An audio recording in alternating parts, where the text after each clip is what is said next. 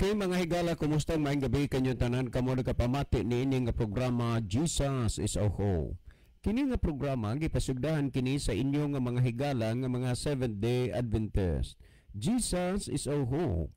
Usa ka programa sa kahanginan nga gituyo pagmugna aron kita mahatagan sa insakto ug kumpletong mga kasayuran, mga pagtulun-an nga nagagikan sa balaang kasulatan aron makapahimo kanatong andam sa ikaduhang pag-anhi ni Ginoong Hesus. Jesus is our hope. Okay mga higala, magampo kita. Among dalangpanan ug makagagahom nga Dios nga naa ka sa trono sa kaitasan sa mga langit. Sa gihapon nining taknaa kami nagapasalamat nga hangtod nining mga gutlua. Pabilin kini nga programa sa kahanginan nga nagasabod sa mga binhi sa kamatuoran. Tuguting nga magapanalangin ka sa tanang mga tao nga nagapaminaw karon. Ang influensya sa Espiritu Santo magapaibabaw kanila diin malamdagan, mahayagan ang ilang mga kalag.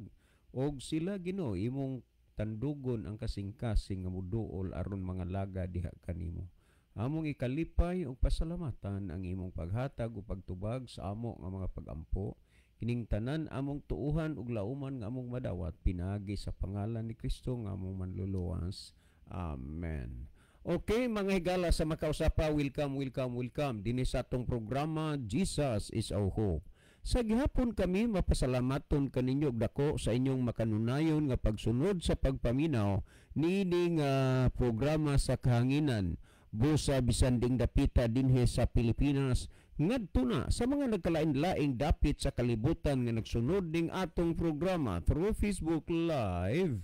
Welcome. Okay mga higala, sama sa ato nga naandan sa dili pa ta moadto sa pinakamin porsyon sa ato nga programa, ato usa ning ibanan og pipila ka mga text message dinhi sa ato nga cellphone. Okay. Brother John, salamat nga kini nga programa daw mahimo nga dangpanan sa mga tawo nga nagkaluya sa ilang pagtuo ug pag-alagad, mahimong dangpanan sa mga taong nangita sa kahayag sa kamatuoran. Kanunay kami nga nagaampo sa inyo, and hope tagaan mo kanunay sa atong Ginoo og maayo nga panglawas aron padayon pa mo nga pasabot sa mga tao diha sa kahanginan. Daghang salamat si Rodel Diaini, ang inyo nga suki pod nga tigpaminawan. Well, daghang kayong salamat Brother Rodel, no? Mo nang ikalipay ng inyoha nga mga pagampo sa tinuod lang gyud, no? Adlaw gabiin nagdagandagan may delikado gyud na usahay muratag mangurog nga magtan-aw sa mga panghitabo sa disgrasya diha sa karsada. Nya matapos ang tuig magsigir tag dagandagan kung wa gyud Ginoo nga magprotect nato astilan, pagkadaghan na lang gyud sa mga disgrasya nga murabag makita nimong ang yawa nagkinahanglag dugo kanunay diha sa karsada kay magkalain-lain lang ang mga sitwasyon sa mga panghitabo diha sa karsada.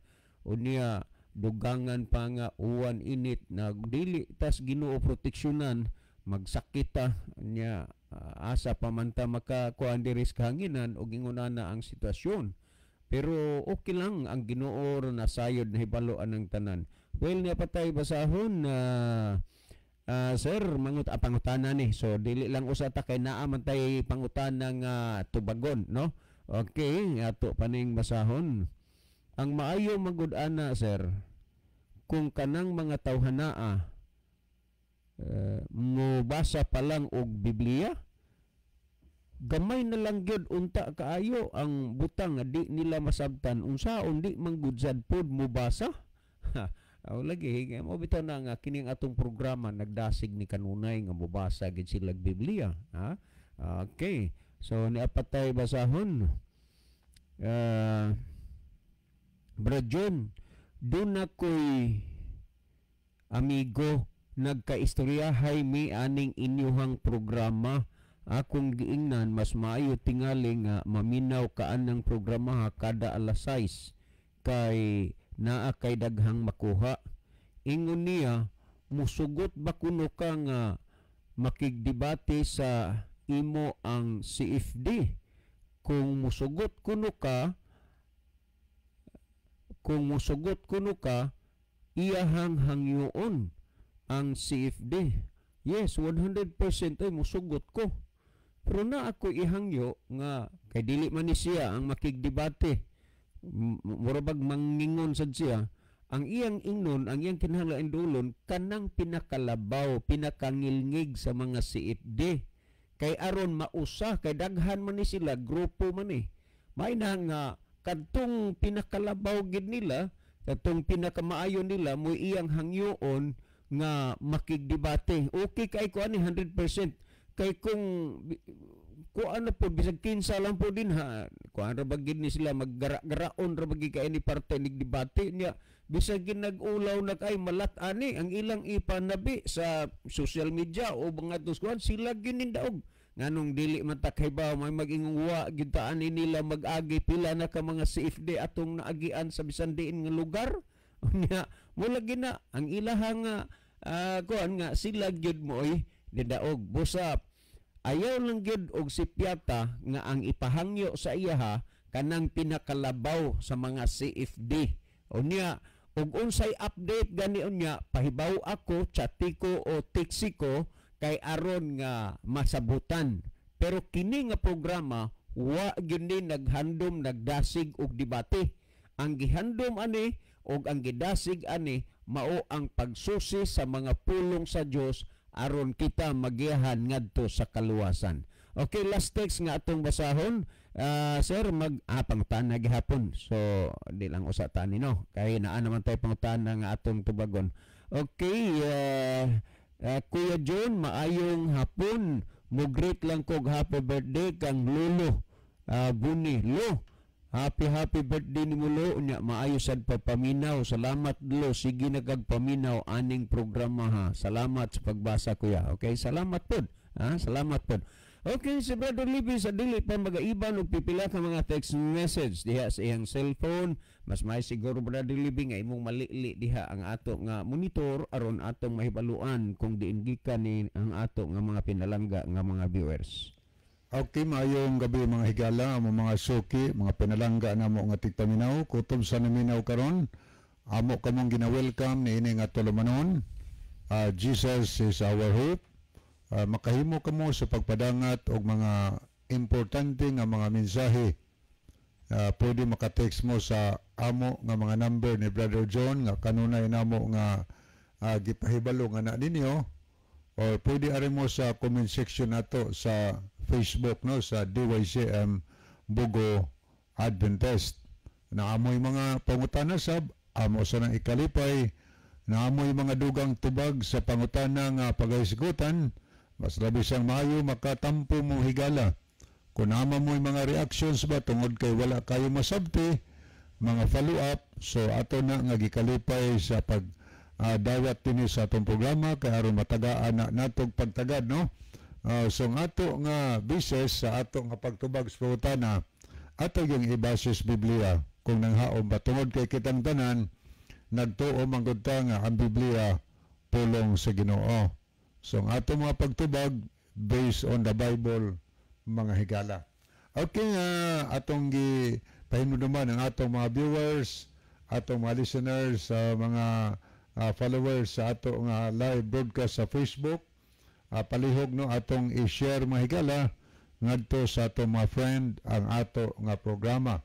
Ug ato sang pasalamatan ang Riverside FM Cebu ang 93.2 sa kanunay lang pag-hook up nining ato nga tulumanon sa radio dinhi sa DYCM Bugo Adventist or sa Jesus is our hope. So salamat kayo unya mga tigpaminaw sa diha, mga viewers po diha no sa Riverside FM Cebu ngadto sa Dumaguete kutob sa naglantaw po diha ato sang gina-welcome no sa ang tanan. Okay, mo ato na tahigala ato na ning sugdan pagbasa ang atong nakita sa screen. Niya si Hyacinth Carl Chung Bakiro Hyaktin. Shout out ko ni Lola Roth Bakiro nga kanunay magtan-aw og maminaw sa radio. Okay no, tan-aw sa Facebook, kunya minaw sa radio. Salamat po sa pag-pray o pag-love sa atong tulumanon. Ni watching from Hagnaya, San Remigio, Cebu. So good evening no sa mga Bakiro family diya sa Hagnaya. Tanan diyang naminaw kaninyo. Welcome. Unya niya po si Brother Ronilo Itang. Mayong gabi na usab kaninyo Brother John o Kuya Libby o sa mga kaigsunan tigpaminaw sa mga nag-view nini nga programa Jesus is our hope. God bless sa tanan o happy midweek. Kiniya po si Brother Rufino Moreno. Iya pong mensahe, nag-send lang siya og mga heart, no? Og kamot nga nag-pray. Salamat sa paglab og pag-pray. Niya sa Sister Ginaline Lomuntad. Salamat yapon sa paglab og pag-pray. May usab ngadto kang Giovanni Enganio Bayo. Nato sa nakita din si Sister Chari de la Cruz Nugas. Mayong gabi ninyong duha angkol og sa tanang mga tigpaminaw ni ini nga programa. God bless us always. Salamat sa paglab og pag-pray. Kumusta din no ang imong family diya Sister Chari o tanan diha nga mga kaigalan, mga silingan to diya sa Mabuli. Good evening sa nila ni Brother Eric Sinoy diya, yung family nila ni Brother Roy Sayed and family nila ni Arturo Maglasang and family, ilang Vanessa ng Emilia diya ug uban pa nato diya no, mga Serapinog, mga Lipalam, niya mga pamilya Sumalinog, tanan diya sa Mabuli atong mga viewers, mga listeners sa itong programa, ato nga gina-welcome sa ato nga tulumanon. O niya po si Arimilito Sigarino, God Eves, Pre-John o Parilib. Happy midweek sa tanan. So happy midweek also Brother Remy Sigarino. Maayong gabi ini mo diya pa eh. O niya po si Madslia Muñez, anak kon John, basin pasakitan kanila dili na sila mangulata? Mahitungod ng mga bahina dili mangyud kay ingon sa di nako kahinumdum sa mga kaygayunan sa debate, dili na mangulata kay kanigong mga magdebating makulatahan depende man pugyud na sa iyang paghandle sa debate, no? Ang ato friendly public debate. Mangulata sila mudagan lang ta. Okay niya po si Suni Sumayang. Salamat po sa paglab o pag-pray nini nga tulumanon. Okay, ato ning ipulihigal ang pikas nga screen ato lang taon ang mga naglab o nag-send, nag-like sa ato nga program. Arita una sa mga naglab sa ato nga tulumanon. Ato nakita din si Brother Ronilo Itang, Imelda Osabel Boratso, Nonahani Monterde Punay, Jofel Bonyola Diheto Meralias, Abner Dualio, Jubilin Idar Disabilie, Ann Kaomiran, Angeline Mendoza Macias, LG Adlet, Melinda Ilustrisimo Santillan, Celine Ruiz Mendaros. So good evening Sister Celine, uban kang Brother Edjon di ano. Welcome ka mo sa atong programa. O niya po Brother Elmodam Flores, Roland Neri Ginon, Lowell Nodalo Estrera, Giovanni Enganio Bayo, tapos Terchare de la Cruz Nugas, Jaina Claves, Miriam Husay Anunciado, Dionisia Yunting Lasida, Crisaldo Borgonia, Johnny Mainit o Jonel Hogo. So muni ato mga nakita, mga higala, naglab sa ato nga program. Anya arita sa mga nag-like ato ning basahon. Okay, ato nakita din si Brother Rufino Moreno, Brother Alvin Risoor, Ginaline Lumuntad, Junior Noiba Claves, Mark Christian Ferrarin Gloria, Plenios Jezebel, Jasper Lawi, Gina Jason Caburnay, o Hyacinth Carl Chong Bakiro Hiaptin. Okay, as of this time, mo ni ato mga nakita higala nga nakig-uban dinhi sa ato nga tulumanon sa radyo. So ato ning tanawon ang pikas. Okay, niya nakig-uban nato karong gabi na sila si Sinsar Somalinog. Salamat no. Adong Sinsar sa pagpakiguban. O niya po si Dave Michael Somalinog padapat. Okay. Adto tahigala sa pagpadayon, akong ibalik ang panahon ni Brother John alang sa pagtagad sa pangutana. Okay, ato ning kung ano no, kinini ang pangutana ni Brother Fernando Borton, no? Brother Fernando Borton, salamat kayo sa imong pangutana. Good eves po, sir. By the way, si Fernando Borton po ito. Ask lang po, ang bayan ng Diyos ay nangilin ba sa araw ng Sabat? Okay ha? Daghang salamat, Brother Fernando Borton. Ang imong pangutana gamay ra, no? Ang bayan ng Diyos ay nangilin ba sa araw ng Sabat? Na kung sa amo pang sinultian, ang katawhan sa Diyos nagbantay ba sa adlaw nga Sabado o igpapahulay? Yes, 100%. Ang bayan ng Diyos ay nangilin sa araw ng Sabat. Kung ang bayan ng Diyos ay nangilin sa araw ng Sabat, tingnan nyo naman ang lumalabag sa araw ng Sabat kung sila ba ay matawag natin, makilala natin na sila ay ang bayan ng Diyos. Okay, Brother Fernando Borton, sana naman i-take note mo yung mga talata na ating babanggitin dito upang mapag-aralan mo ng maigi, mapag-aralan mo ng mabuti ang mga talata o ang mga salita ng Diyos para ikaw ay mananampalataya ng Diyos na mayroong pananampalataya na magiging kaaya-aya at kalugod-lugod sa kalooban ng Diyos. Sa totoo lang, Brother Fernando, sa pagdating sa araw ng hukuman, maraming mga tao na mabibigo sa kanilang pananampalataya, sa kanilang paniniwala, na sila ay nanampalataya na iniisip nila na sila ay ang bayan ng Diyos. Yun pala, ang mga bagay na yan ay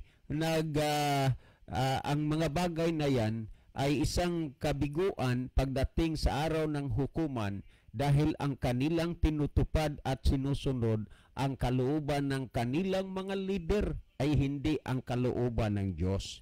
Ito tandaan po natin dito, Brother Fernando Borton. Ito ang sinabi rito sa talatang ito. Babasahin ko po ito dito sa Today's English Version, no? Brother Fernando Borton. Sa Today's English Version, ang sinabi rito, malinaw na ang bayan ng Diyos ay nangilin sa araw ng Sabat. Dito po sa Hebreo, Kapitulo 4, talatang 7 at 9, pansinin mo ito, Brother Fernando Borton, at sa lahat ng mga nakikinig. Ito, for somewhere in the scriptures, this is said about the seventh day. Remember, hindi sinabi rito na first day. Aba siyempre, kung first day, ay talagang maiintindihan natin na ang tinutukoy at ang ibig sabihin nun na Sunday dahil first day. Pero ang sinabi rito, seventh day. God rested on the seventh day from all His works. Ang Panginoon siya'y kung sa Tagal, sa Bisaya pa, nagpahulay gikan sa tanan niyang mga buhat. Ito ang tandaan mo, Brother Fernando Borton, sa talatang 9. Ang sinabi rito, as it is, however, there still remains for God's people. Remember sinabi rito, there still remains for God's people. Still remains. Ibig sabihin nun, hindi nawawala. Bagamat pa man maraming nanampalataya sa Diyos ngayon, maraming sikta, itinatakwil nila ang araw ng Sabat, ang ikapitong araw, pero ito ay nanatili na magiging kabahagi sa 10 utos ng Diyos dahil ito ay pang-apat na utos sa 10 utos ang araw ng Sabat. Ang sinabi rito, there still remains for God's people. Ang ibig sabihin ho na ito ay nanatili para sa bayan ng Diyos, for God's people. Ang sinabi rito, arrest like God's resting on the 7th day. So malinaw, maliwanag na ang araw ng Sabat ay para sa bayan ng Diyos. Malinaw at maliwanag na ang bayan ng Diyos ay nangilin sa araw ng Sabat. Kaya nga, Brother Fernando Burton, bago pa mahuli ang lahat, dapat pag-isipan mo at bulay-bulayin mo ang mga bagay na sinasabi rito upang hindi ka magsisi pagdating sa araw ng hukuman, na sa panahong yaon, wala ka ng pagkakataon pa na ituwid mo ang iyong pagkakamali dahil ang panahong yan ay tatanggap na lang tayo ng hatol sa Diyos sa bawat isa sa atin. Kaya nga ang sinabi rito, malinaw ang sinabi na ang bayan ng Diyos ay nangilin sa araw ng Sabat at ang araw ng Sabat ay nangingilin ang bayan ng Diyos. Malinaw dito, Brother Fernando Burton. Ito pa, babasahin po natin dito ayon sa sinabi sa Biblia. Dito, pansinin mo po ito, Brother Fernando Burton. Naway pagpalain ka ng Diyos na ang salita ng Diyos, matutunghayan ka, maunawaan mo ang lahat kung ano talaga ang kalooban ng Diyos. Dahil sa ating panahon ngayon, maraming mga sikta nagsisilitawan. Lahat talaga ay nanampalataya sa Diyos. Lahat talaga ay sumasampalataya sa Diyos. Pero yung mga yan, hindi yan ang isang batayan, hindi yan ang ating mapansin na yan ay tama dahil mayroon silang pananampalataya. Ang sinabi rito sa Ezekiel Kapitulo 20, Ezekiel Kapitulo 20, talatang 12, malinaw ang sinabi rito sa The Living Bible, Brother Fernando Burton. Ang sinabi rito, ang Panginoon talaga mismo ang nagsasabi nito. Ito, pansinin mo, dapat maisipin mo ng maigi, bulay-bulayin mo, upang hindi mo pagsisihan ang lahat kung ano ang magiging hantungan mo sa pagdating ng araw ng hukuman. Ang sinabi rito, and I give them the Sabbath, a day of rest every 7th day. Remember na ang Panginoon ay ang nagsabi nito. Ang sabi niya, ibigay ko sa kanila ang araw ng Sabat, araw ng pamahimahinga, a day of rest every 7th day. Malinaw, maliwanag na ang binibigyan sa araw ng Sabat, every 7th day, ay ang bayan ng Diyos. Ang sinabi pa nga rito, every 7th day, as a symbol between them and me. Ito talaga, Brother Fernando, napakalinaw na ito ay isang tanda sa bayan ng Diyos. Ito ang tanda sa Diyos na binibigay sa kanyang bayan. Kaya nga ang Diyos nagsabi na ipangilin ninyo ang araw ng Sabat. Ano ang araw ng Sabat na ipangilin? Ang araw ng 7th day. Ito ang sinabi at ito'y malinaw na nakarating sa iyong tenga na pakinggan mo ang mga bagay na sinasabi rito dahil malinaw na binabasa ko.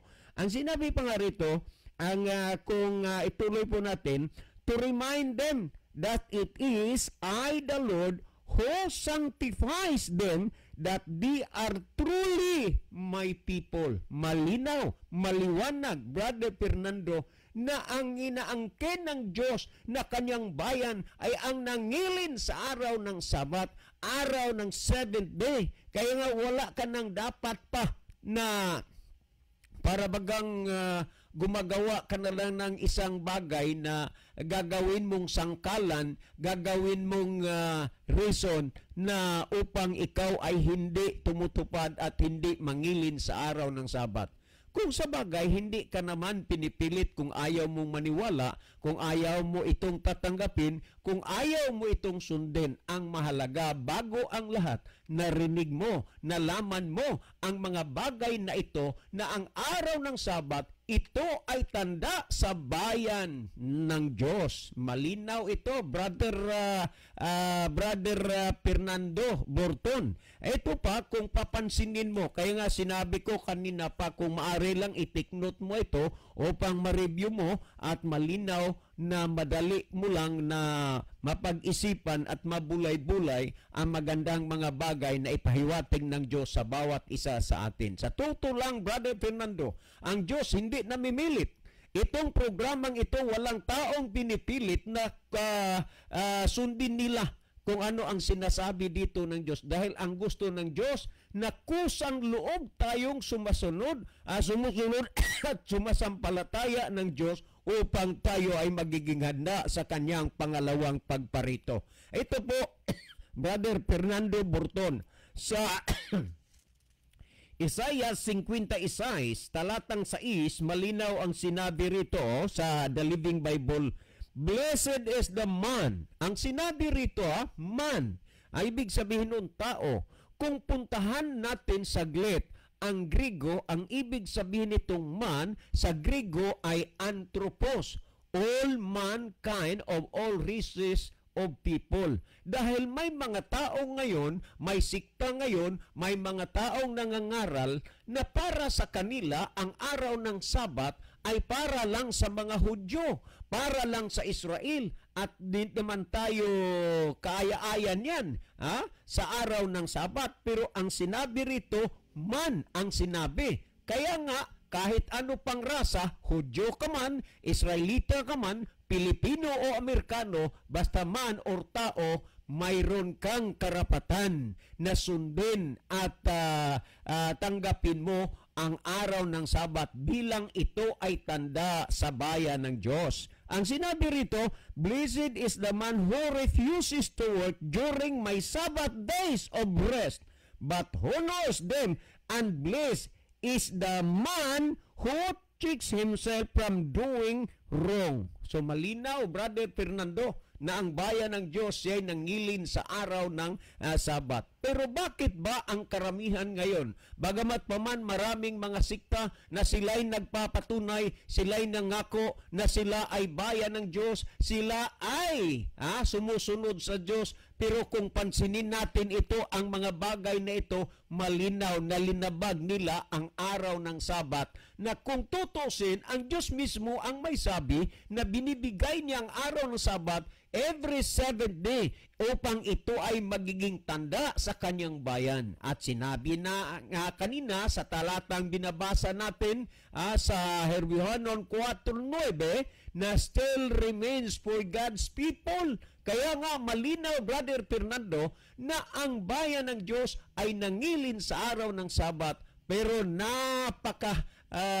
para bagang masabi natin na nakapagtataka kung bakit karamihan ngayon ay tumatanggi, itinatakwil nila ang araw ng Sabat na ito ay hindi nagiging kabahagi sa kanilang pananampalataya, na ang kanilang tinatanggap, ang kanilang sinusunod, ang araw ng Linggo, hindi naman ito ang inuutos at ang sinabi ng Diyos. Hindi naman ito inuutos ng Diyos. Utos lang ito ng simbahang Katoliko. Kaya nga sa binabasa natin kagabi, ang sinabi, "I have repeatedly offered $1,000 to anyone who can prove to me from the Bible alone that I am bound to keep Sunday holy. There is no such law in the Bible. It is a law of the Holy Catholic Church alone." Tandaan, sa lahat ng mga Sabbath breaker, sa lahat ng mga Sunday keeper, ang inyong tinutupad ang Sabat sa simbahang Katoliko, hindi ang Sabat ng Diyos. Na ang sinabi rito, binigay ng Diyos ang kanyang Sabat dahil ito ay tanda sa kanyang bayan. Kaya nga, dapat ang bayan ng Diyos mangilin sa araw ng Sabat at ang araw ng Sabat ito ay alalahanin sa bayan ng Diyos. Pero ginagawa ba ito ngayon ng karamihan? Wala. Wala. Hindi ito ginagawa nila dahil sa kanilang paniniwala na mas mahalaga at tama ang kanilang mga lider kaysa mga bagay na sinasabi sa Diyos dito sa banal na kasulatan. Brother Fernando, maraming salamat na ang bagay na ito ay itinatanong mo dito sa ating programa dahil marami ngayong nakikinig ng ating programa, sila talagay natunghayan na unawaan nila kung ano ang kalooban ng Diyos. Wala kang makikita sa Biblia na ang kalooban ng Diyos ay ang araw ng linggo na ito'y ipangilin mo bilang ay araw ng Sabat dahil ang araw ng Sabat, ito ay Sabat para sa Panginoon. Ito ay Sabat na inuutos ng Diyos. Ito ay Sabat sa pang-apat na utos sa 10 utos. Ngayon, ang mga tao karamihan sila'y nananampalataya sa Diyos pero linabag nila ang kautusan ng Diyos. Bakit ka, Brother Fernando? Naunawaan mo, naintindihan mo, dahil sila'y hindi bayan ng Diyos dahil sinabi sa Biblia na ang bayan ng Diyos ay nangilin sa araw ng Sabat. Naway pagpalain ka ng Diyos, Brother Fernando Burton, at ang salita ng Diyos na napakinggan mo sa gabing ito, ito'y magbigay ng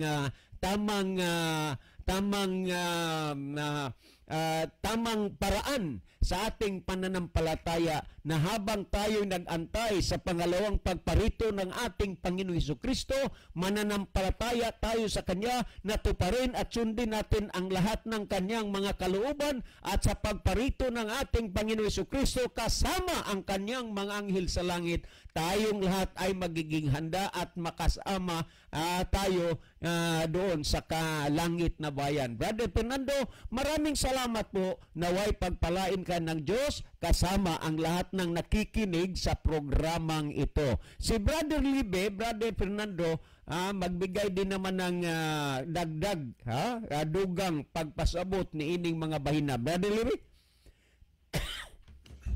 Okay, daghang salamat Brother John. Ato ning ipadayon higalag liili no ato nga screen. Ato ning tagdo ng atong mga kaigsuunan nga nahidugang nagpadala sila og messages. Okay, ni si Brother Roland Neri Ginon. Maayong gabi na usab Brother Libby o Brother John. Welcome na pod sa inyong tulumanon. Jesus is our hope. Mostly in Quezon City o diha sa Mindanao, sa tanan sa Visayas, o ang Ginoo magauban kaninyo. God bless. Okay, niasad si Pastor Rogelio Sabate Ed Oliverio, God PM Pads, Tulawis, Minao. Okay, murag sugod na siguro, no? Murag magsugod na ang crusade sa Lawis. Pizza 8 na baron ba nilibin? Pizza 8, Merkulis man ba dyan? Yes, oo, 8 na. Nagbuhunaw na ako nga 7 pa. O Merkulis naman day karon. Niasad si Johnny Serenio. Maayong gabi sa tanang mga suking tigpaminaw sa programa Jesus is Our Hope. Happy midweek sa tanan. As always, watching live diriya sa Nabal, Biliran. So, good evening, Brother Johnny, o sa tanan taga Biliran Province. Niya po si Brother Mrs. Alex Liaban. Salamat po sa paglab o pagpray sa ato nga tulumanon. Niya ato pa ning tanawon mga higala. Okay, ato ning tanawon ang mga nahidugang naglantaw karon.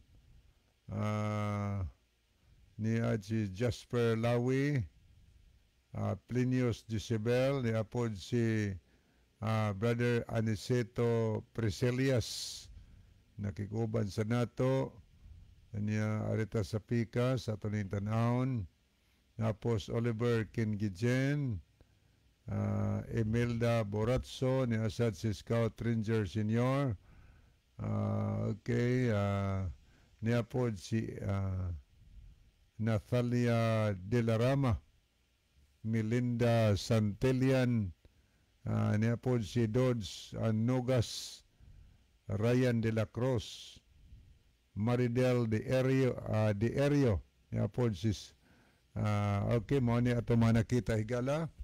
nga nagapakiguban, nagtan-aw sa ato nga programa karon nga gabi. So ato ning lilion makadiyot kining atong cellphone ato ning tan-awon. Okay, niapod si Sister Mercy Sumalinog nakiguban sa nato karong gabi na.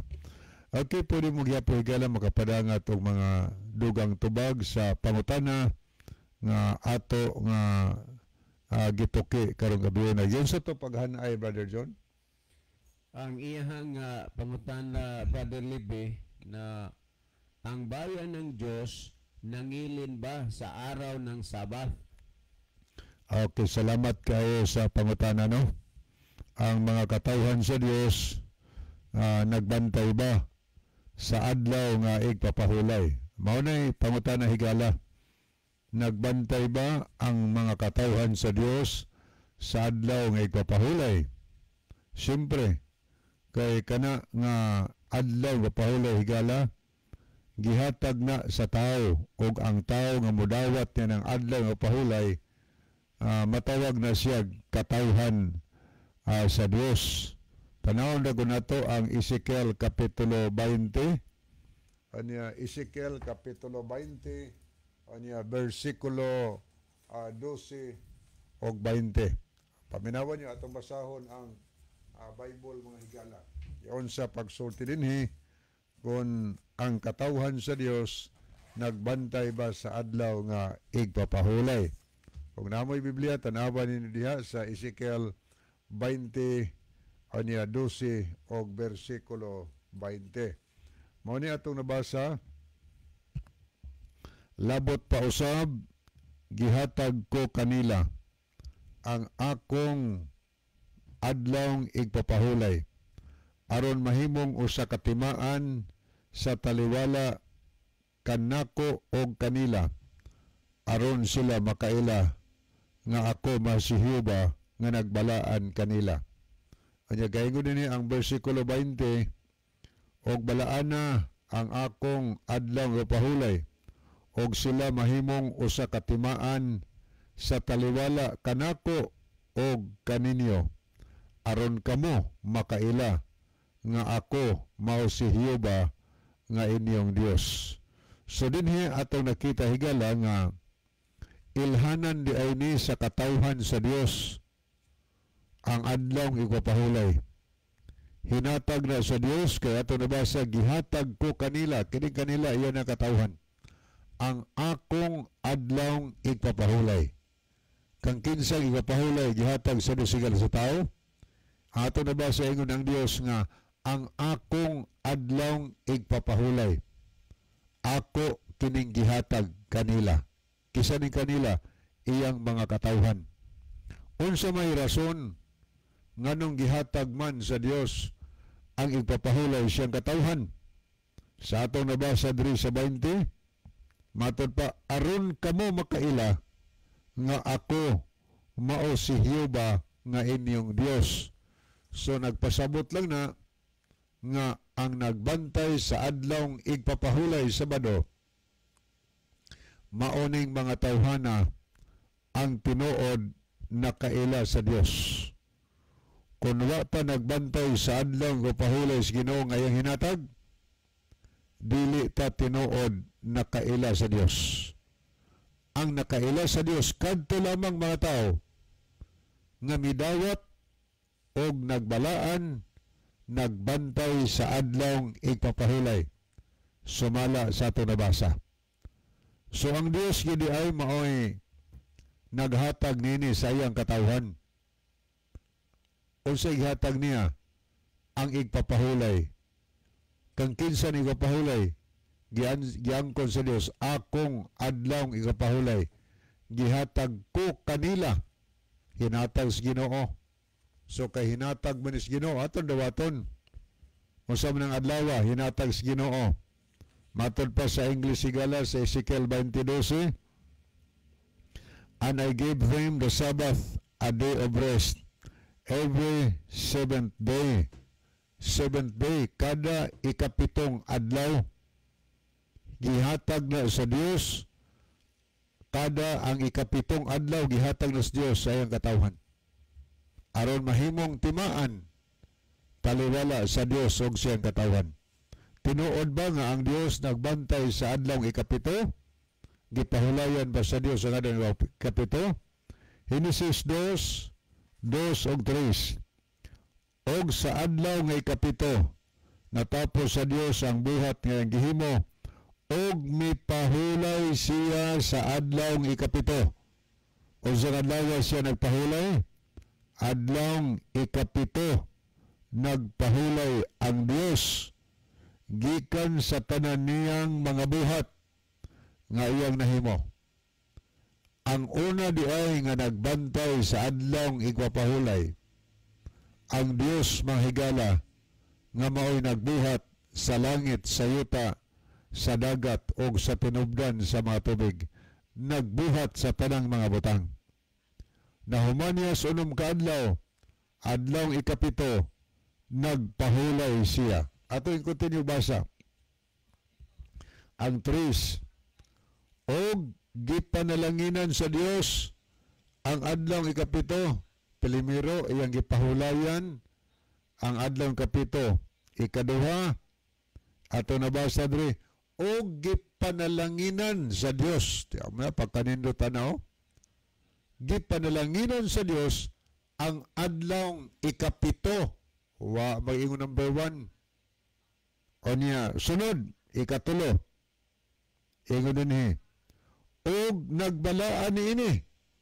Gawas nga gipanalanginan sa Dios ang adlaw ikapito, gibalaan pagyud sa Dios mahigala ang adlaw ikapito. Mao na makita niyong pagka-unique sa ikapitong adlaw. Number 1, pagtumaw gyud sa pilimirong simana sa pagtukod sa kalibutan. Imo sang nakita nganing tumaw sad ang Sabbath keeper. Kinsa man ang Dios mahigala. Unang Sabbath keeper nagbantay sa adlaw pahulay. Kinsa? Ang Dios. Kanang Dios nga giampuan sa mga katawhan karon. Nagbantay na og adlaw pahulay. Unsang adlaw?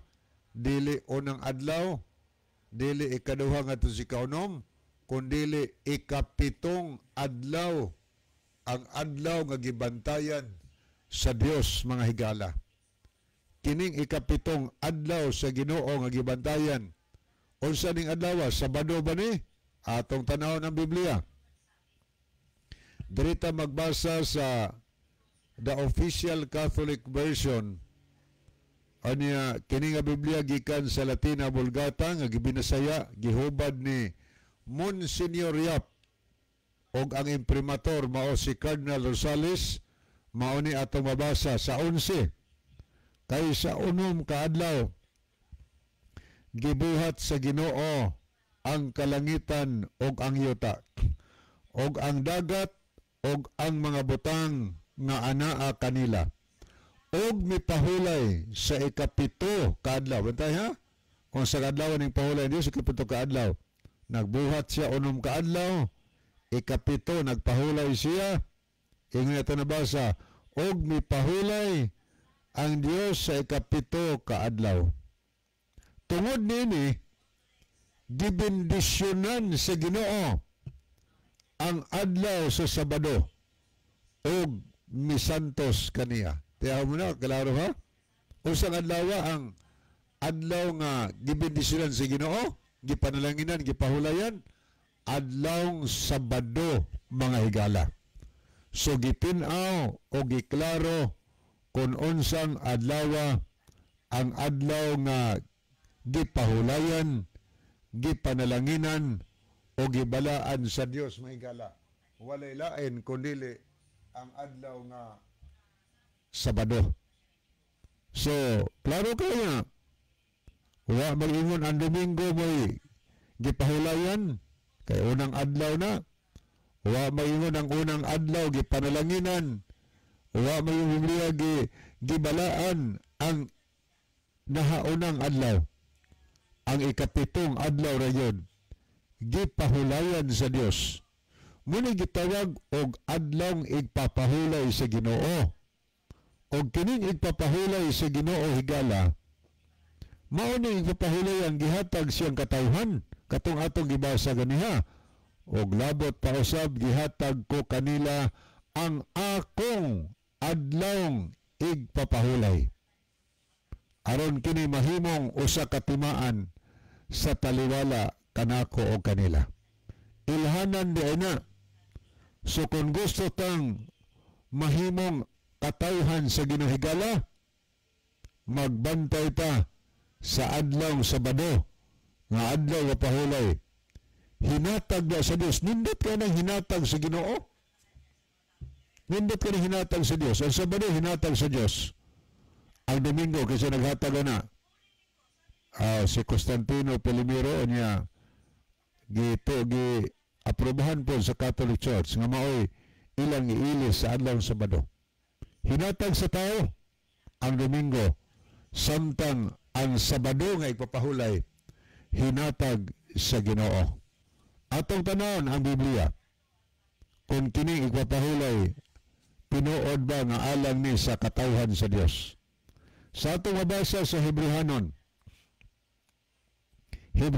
Kapitulo 4, anya sa versikulo 9, ang atong mabasa dinhi, matod pa sa atong tanawon ni nakalanlaing version sa Biblia, naingon dinhi ang versikulo 9, matod pa dinhi sa Aritas Good News Bible o Biblia nga to this English version. Mao ni atong mabasa, as it is, however, there still remains, wag ginawagtang ka na still remains, na agina, nagpabilin paghihapon. Yung there still remains for God's people, sa bayan ng Diyos, man, a rest like God resting on the seventh day. Nagpabilin pahigala. There still remains na agihapon ni ang adlong igpapahulay sa para sa katawhan sa Dios, sama nga ang Dios nagpahulay sa ikapitong adlaw. Muni ato nabasa sa Good News Bible, o di ka magbasa sa Pinadiyag version. Ini ito mabasa, busa nagapabilin pa ang usa ka kapahulayan nga gitagana sa Dios sa iyang mga katawhan. O nagari ka magbasa higala sa Biblia nga Catholic Bible nga mao ang New Jerusalem Bible, Catholic version ni. Mani ito mabasa, there must still be, naagihapon nagpabilin pa. Tama na o? There must still be. Therefore, a seventh day rest reserved for God's people. Gireserba ni alang ni adtong mga tao nga gustong mahimong tao sa Dios. So nagbantay tarog Domingo kung sa mga adlaw atong gilay papahulay.